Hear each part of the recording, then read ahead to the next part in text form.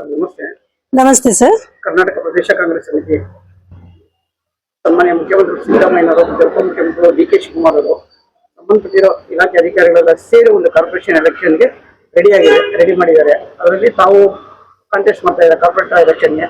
ನಿಮ್ಮ ಹೆಸರು, ನಿಮ್ಮ ಪರಿಚಯ, ಯಾವ ಕ್ಷೇತ್ರ ಹೇಳಿಲ್ಲ ಸರ್? ನಮ್ದು ಸರ್ವಜ್ಞ ನಗರ ಕ್ಷೇತ್ರ. ಈ ಸಲ ನಮ್ಗೆ ಮಹಿಳೆಗೆ ಬಂದು ಹೆಚ್ಚು ಒತ್ತು ಕೊಡೋದ್ರಿಂದ ನಮ್ಮ ಕಾಂಗ್ರೆಸ್ ಪಕ್ಷದಲ್ಲಿ ನಮ್ಗೆ ಸರ್ವಜ್ಞ ನಗರದಲ್ಲಿ 4 ಕ್ಷೇತ್ರಗಳನ್ನು ಮಹಿಳೆಗೆ ಮೀಸಲಾತಿ ಕೊಟ್ಟಿದ್ದಾರೆ. ಸೊ ಹಾಗಾಗಿ HRBR ಲೇಔಟ್ ಇಂದ ಈ ಸಲ ನಾವು ಸ್ಪರ್ಧೆಯಾಗಿ ಕಂಟೆಸ್ಟ್ ಮಾಡ್ಬೇಕು ಅಂತ ಹೇಳಿ ನಮ್ಮ ವಾರ್ಡ್ ಕೌನ್ಸಿಲರ್ಗೆ ನಿಲ್ಬೇಕು ಅಂತ ಹೇಳಿ ಇಚ್ಛೆ ವ್ಯಕ್ತಪಡಿಸ್ತಾ ಇದೀವಿ ಸರ್. ನಿಮ್ಮ ಹೆಸರು ಮೇಡಮ್? ನನ್ನ ಹೆಸರು ಡಾಕ್ಟರ್ ರೀಟಾ ಜೋಸೆಫ್ ಅಂತ ಸರ್, ಸರ್ವಜ್ಞ ನಗರ ಕ್ಷೇತ್ರ. ಮೇಡಮ್, ಈ ಸಲ ಮಹಿಳೆಯರಿಗೆ ಬಹಳಷ್ಟು ಒಂದು 50%, 50% ಮೀಸಲಾತಿ ಹೆಚ್ಚಿಗೆ ಕೊಟ್ಟಿದ್ದಾರೆ.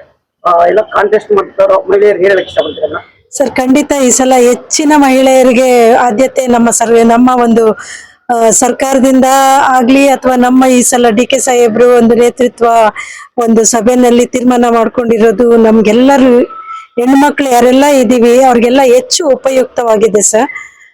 ಯಾಕೆಂದ್ರೆ ಈ ಒಂದು ಆಸೆನೆ ನಾವು ಬಂದು ಯಾರ ಹತ್ರ ವ್ಯಕ್ತಪಡಿಸಕ್ ಆಗ್ತಾ ಇರ್ಲಿಲ್ಲ. ಆದ್ರೆ ಈ ಸಲ ಮಹಿಳೆಯರಿಗೆ 50% ಮೀಸಲಾತಿ ಕೊಟ್ಟಿರೋದು ನಮ್ಗೆಲ್ಲ ತುಂಬಾ ಸಂತೋಷವಾಗಿದೆ ಸರ್.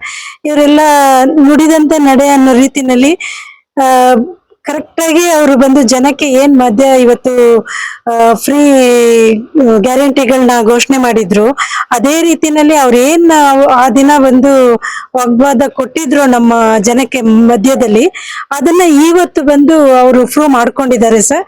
ಹೆಣ್ಣು ಮಕ್ಕಳಿಗೆ ಬಂದು 50% ಆದ್ಯತೆ ಕೊಟ್ಟು ಇವತ್ತು ಹೆಣ್ಣು ಮಕ್ಕಳೇ ಮುಂದೆ ಬನ್ನಿ ಅನ್ನೋ ಒಂದು ಸಪೋರ್ಟಿವ್ ಆಗಿ ಅವ್ರದ್ದು ನಮ್ಗೆ ಸಿಕ್ಕಿರೋದು ಮಹಿಳೆಯರಿಗೆ ತುಂಬಾ ಸಂತೋಷವಾಗಿದೆ ಸರ್. ಮೇಡಮ್, ತಾವು ರಾಜಕಾರಣದಲ್ಲಿ ಕಾಂಗ್ರೆಸ್ ಪಕ್ಷದಲ್ಲಿ ಎಷ್ಟು ವರ್ಷದಿಂದ ಇದ್ದೀರಾ ಮೇಡಮ್? ಸರ್, ನಾನು ಸುಮಾರು ವರ್ಷಗಳಿಂದ ಕಾಂಗ್ರೆಸ್ ಪಕ್ಷದಲ್ಲಿ ಕೆಲಸ ಮಾಡಿದ್ದೀನಿ, ಕೆಲಸ ಮಾಡ್ಕೊಂಡು ಬರ್ತಾ ಇದ್ದೀವಿ. ಸೊ ಹಾಗಾಗಿ ಈ ಸಲ ಬಂದು ನಾವು ಈ ಒಂದು ಆದ್ಯತೆನ ಉಪಯೋಗ ಪಡಿಸ್ಕೊಳ್ತಾ ಇದೀವಿ ಸರ್. ಕಾರ್ಪೊರೇಟರ್ ಎಲೆಕ್ಷನ್ಗೆ ಕಾಂಟೆಸ್ಟ್ ಮಾಡ್ತಾ ಇದ್ದೀರಾ, ನಿಮ್ಮ ಮನಸ್ಸು ಏನಿಸ್ತಾ ಇದೆ ಮೇಡಮ್? ಯಾವ ರೀತಿ ಖುಷಿ ಪಡ್ತಾ ಇದ್ದೀರಾ? ಸರ್, ನಾವು ಕೋವಿಡ್ ಸಮಯದಲ್ಲಿ ತುಂಬಾ ಜನಗಳ ಮಧ್ಯೆ ನಿಂತು ಯಾವುದೇ ಒಂದು ಜೀವಕ್ಕೆ ಹೆದರಿಕೆ ಇಲ್ಲಂಗೆ ನಾವು ಬಂದು ಜನ ಮಧ್ಯೆ ನಿಂತು ಅವ್ರಿಗೆ ಜನಕ್ಕೆ ಏನ್ ಬೇಕೋ ಅದನ್ನೆಲ್ಲ ಸೇವೆಗಳನ್ನ ಮಾಡಿದೀವಿ ಸರ್. ಸೊ ಹಾಗಾಗಿ ಈ ಸಲ ನಾವು ಎಲೆಕ್ಷನ್ಗೆ ಅಂತ ಜನ ಮಧ್ಯೆ ಹೋಗುವಾಗ ನಮ್ಗೆ ಜನ ಕೈ ಹಿಡಿತಾರೆ ಅನ್ನೋ ತುಂಬಾ ಸಂತೋಷವಾಗಿದೆ ಸರ್ ನಮ್ಗೆ. ನಿಮ್ಮ ಶಾಸಕರು ಸ್ಥಳೀಯ ಶಾಸಕರೇ ಅಲ್ಲ? ನಮ್ಮ KJ ಜಾರ್ಜ್ ಸಾಹೇಬ್ರು ನಮ್ಮ ಸ್ಥಳೀಯ ಶಾಸಕರು ಸರ್. ಅವರು most of senior KJ George ಸಾಹೇಬ್ರು ಶಾಸಕರು ಬಹಳಷ್ಟು ಮೋಸ್ಟ್ ಆಫ್ ಸೀನಿಯರ್ ಇದ್ದಾರೆ. ಅವ್ರ ಬೆಂಬಲ ಹೆಂಗಿದೆ ಮೇಡಮ್ ನಿಮಗೆ? ಸರ್, ಅವರು ಹೆಣ್ಣು ಮಕ್ಕಳಿಗೆ ಮೊದಲ ಆದ್ಯತೆ ಕೊಡ್ತಾರೆ ಸರ್. ಅದು ಆ ಕಾಲದಿಂದ ಮೀಸಲಾತಿ ಇಲ್ಲದೆ ಇರೋದ್ರಿಂದ ಅವರು ಏನ್ ಮಾಡಕ್ ಆಗಿಲ್ಲ. ಬಟ್ ಈ ಸಲ ನಮ್ಮ ಕ್ಷೇತ್ರದಲ್ಲಿ ಹೆಣ್ಣು ಮಕ್ಕಳಿಗೆ ಮೀಸಲಾತಿ ಹೆಚ್ಚಿಗೆ ಕೊಟ್ಟಿರೋದ್ರಿಂದ ಬಹಳ ಖುಷಿ ತಂದಿದೆ ಸರ್. ನಿಮ್ಮ ಸ್ನೇಹಿತರು, ನಿಮ್ಮ ಒಳಗರು, ನಿಮ್ಮ ಆತ್ಮೀಯರು ತುಂಬಾ ಬೇಕಾದರು, ಅವ್ರು ನಿಮ್ಗೆ ಬೆಂಬಲ ಹೇಗಿದೆ ಮೇಡಮ್? ತುಂಬಾ ಚೆನ್ನಾಗಿದೆ ಸರ್. ಸ್ಥಳೀಯರಿಂದನೇ ಇವತ್ತು ನಾನು ಈ ಒಂದು ನಿಲ್ಬೇಕು ಅನ್ನೋ ಒಂದು ಆಸೆ ನನ್ನಲ್ಲಿ ಹುಟ್ಟಿದ್ದೆ ನಮ್ಮ ಸ್ಥಳೀಯರಿಂದ. ನೀವು ಖಂಡಿತ ಈ ಸಲ ಕಂಟೆಸ್ಟ್ ಮಾಡ್ಬೇಕು, ನಮ್ಮ ಮಧ್ಯ ಇರ್ಬೇಕು, ನಮ್ಗೆ ನಿಮ್ಮ ಸೇವೆ ಸದಾ ಇರ್ಬೇಕು ಅಂತ ಅವರು ಬಯಸಿದ್ರಿಂದ ನಾನು ಇವತ್ತು ನಿಲ್ಬೇಕು ಅಂತ ತೀರ್ಮಾನ ಮಾಡಿದ್ದೀನಿ ಸರ್. ಮೇಡಮ್, ಇನ್ನೊಂದು ವಿಷಯ ಪ್ರಸ್ತಾಪ ಪಡ್ಬೇಕು ಇಷ್ಟಪಡ್ತೀನಿ. ಈಗ ಮುಖ್ಯಮಂತ್ರಿ ಸಿದ್ದರಾಮಯ್ಯ ಅವರು ಮತ್ತು ಉಪಮುಖ್ಯಮಂತ್ರಿ ಡಿ.ಕೆ. ಶಿವಕುಮಾರ್ ಅವರು ಸಂಬಂಧಪಟ್ಟಿದ್ದ ಇಲಾಖೆ ಅಧಿಕಾರಿಗಳೆಲ್ಲ ಸೇರಿ ಒಂದು ಏರ್ಪಾಟಕ್ಕೆ ಬಹಳ ಶ್ರಮ ಪಟ್ಟು ಒಂದು 5 ಗ್ಯಾರಂಟಿ ಸಕ್ಸಸ್ ಮಾಡಿ ಬಡವರಿಗೋಸ್ಕರನೇ 80 ರಿಂದ 90 ಸಾವಿರ ಕೋಟಿ ಇಟ್ಟು ಅಷ್ಟು ಹಣ ಬಂದು ಬಡವರಿಗೆ ಸೇರ್ತಾರೆ. ಹೆಣ್ಮಕ್ಳಿಗೆ ಒಂದು ಉಚಿತ ಪ್ರಯಾಣ ಆಗ್ಬೋದು ಬಸ್ಸಲ್ಲಿ, ಒಂದು ಹೆಣ್ಮಕ್ಳಿಗೆ ಪ್ರತಿ ತಿಂಗಳು 2,000 ಕೊಡೋದಾಗ್ಬೋದು, ಅಕ್ಕಿ ಕೊಡೋದಾಗ್ಬೋದು, ಮತ್ತೆ ಒಂದು ಯುವ ನಿಧಿ ಆಗ್ಬೋದು, ಮತ್ತೆ ವಿದ್ಯುತ್ ಶಕ್ತಿ ಇರ್ಬೋದು. ಬಹಳಷ್ಟು ಕಷ್ಟಪಡೋರಿಗೆಲ್ಲ ಬಹಳ ಅನುಕೂಲ ಮಾಡ್ಕೊಟ್ಟಿದ್ದಾರೆ. ಈ ಒಂದು ಯೋಜನೆಗಳು, ಗ್ಯಾರಂಟಿಗಳು ನೀವು ಕಾರ್ಪೊರೇಟರ್ ಆಗೋದಕ್ಕೆ, ಸಕ್ಸಸ್ ಆಗೋದಕ್ಕೆ ಏನಾದ್ರು ಒಂದು ಬೆನಿಫಿಟ್ ಮತ್ತೆ ಯೂಸ್ಫುಲ್ ಆಗುತ್ತೆ ಮೇಡಮ್?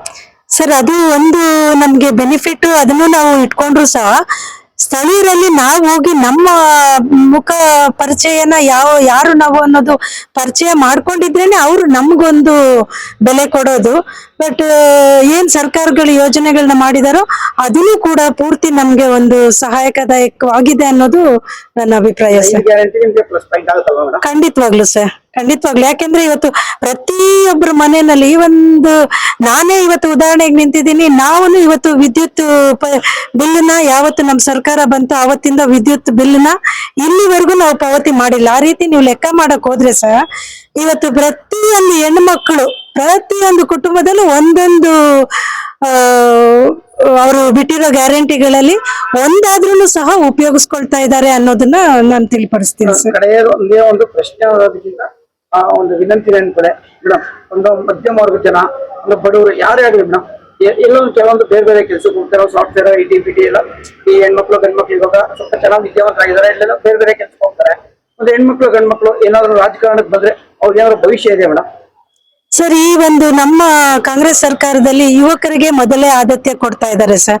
ಯುವಕರಿಗೆ ತುಂಬಾ ಮುಖ್ಯವಾಗಿ ಯುವಕರಿಗೇ ಇವ್ರು ಪರಿಚಯ ಮಾಡಿಸ್ತಾ ಇದ್ದಾರೆ, ಯುವಕರಿಗೆ ಆದ್ಯತೆ ಕೊಡ್ತಾ ಇದ್ದಾರೆ. ಅದು ಒಂದು ರೀತಿಯಲ್ಲಿ ತುಂಬಾ ಒಳ್ಳೆ ಕೆಲಸ ಕಾರ್ಯಗಳು ನಮ್ಮ ಕಾಂಗ್ರೆಸ್ ಪಕ್ಷದಲ್ಲಿ ಮಾಡ್ತಾ ಇದ್ದಾರೆ. ಯಾಕೆಂದ್ರೆ ಇವಾಗ ಓದಿರೋ ಯುವಕರಿಗೆ ಎಲ್ಲಾರ್ಗುನು ಕೆಲಸಗಳು ಸಿಗ್ತಾ ಇಲ್ಲ ಸರ್. ಹಾಗಾಗಿ ಕೆಲವರು ಅದರಲ್ಲಿ ಒಂದು 20%, 25% ನಮ್ಮ ಒಂದು ಸಮಾಜ ಸೇವೆನಲ್ಲಿ ತೊಡ್ಕೊಂಡಿದ್ದಾರೆ. ಹಾಗಾಗಿ ಅವ್ರು ಇಲ್ಲಿ ಒಂದು ಇದು ಮಾಡ್ತಾ ಇದ್ದಾರೆ. ಸೊಸೈಟಿನಲ್ಲಿ ಬಂದು ಇವತ್ತು ಯಾವತ್ತು ವಿರೋಧ ತದ್ವಿರೋಧ ಇದ್ದೇ ಇರುತ್ತೆ. ಆದ್ರೆ ನಮ್ಮ ಕಾಂಗ್ರೆಸ್ ಪಕ್ಷದಲ್ಲಿ ಮುಖ್ಯವಾಗಿ ಹೇಳ್ಬೇಕಂದ್ರೆ ವಿಷ ಬೀಜ ಬಿತ್ತೋ ಅಂತವ್ರು ಯಾರು ಇಲ್ಲ ಸರ್. ಎಲ್ಲಾರನು ಒಟ್ಟಾಗಿ ಸಹಮತದಿಂದ ಒಟ್ಟಾಗಿ ತಗೊಂಡೋಗೋ ಒಂದು ಜನ ಮನ್ಸಿದೆ ಅಂತ ನನ್ನ ಅಭಿಪ್ರಾಯ ಸರ್. ಯುವಕರು ಯುವತಿಯರು ರಾಜಕಾರಣಕ್ಕೆ ಬಂದ್ರೆ ಭವಿಷ್ಯ ಇದೆ. ಖಂಡಿತವಾಗ್ಲು ಸರ್, ಅವ್ರು ಬರ್ಬೇಕು. ಯಾಕೆಂದ್ರೆ ಇವಾಗ ಅವ್ರ ಕೆಲಸ ಇಲ್ಲ, ಕಾರ್ಯ ಇಲ್ಲ, ಬಜ್ಜಿ ಬೋಂಡ ಮಾಡಿ ಅಂತ ಹೇಳ್ಕೊಂಡು ನಮ್ಮ ಒಂದು ಅನುಭವಸ್ಥರು ಹೇಳಿರೋದು ಅದು ಎಷ್ಟು ಸರಿ ಇರುತ್ತೆ ಹೇಳಿ. ಇವತ್ತು ಅವ್ರು ಬಂದು ಖಂಡಿತವಾಗ್ಲೂ ರಾಜಕೀಯದಲ್ಲಿ ಯುವಕರು ಬರ್ಬೇಕು. ಒಂದು ಒಳ್ಳೆ ಬದಲಾವಣೆ ಆಗ್ಬೇಕಂದ್ರೆ ಯುವಕರಿಗೆ ಮೊದಲ ಆದ್ಯತೆ ಕೊಡ್ಬೇಕು.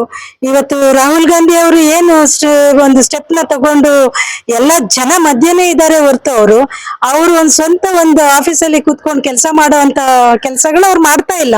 ಅವ್ರು ಮಾಡ್ತಾ ಇರೋದೇ ಇವತ್ತು ಜನ ಸೇವೆ, ಜನ ಮಧ್ಯದಲ್ಲಿ ಅವರು ಕೆಲಸ ಮಾಡ್ತಾ ಇದ್ದಾರೆ. ಹಾಗಾಗಿ ಇದನ್ನೆಲ್ಲ ಗಣನೆಗೆ ತಗೊಂಡ್ರೆ ನಮ್ ಜನ ಕಾಂಗ್ರೆಸ್ ಪಕ್ಷನ ಬೆಂಬಲಿಸ್ತಾರೆ ಅನ್ನೋದು ನನ್ನ ಅಭಿಪ್ರಾಯ ಸರ್.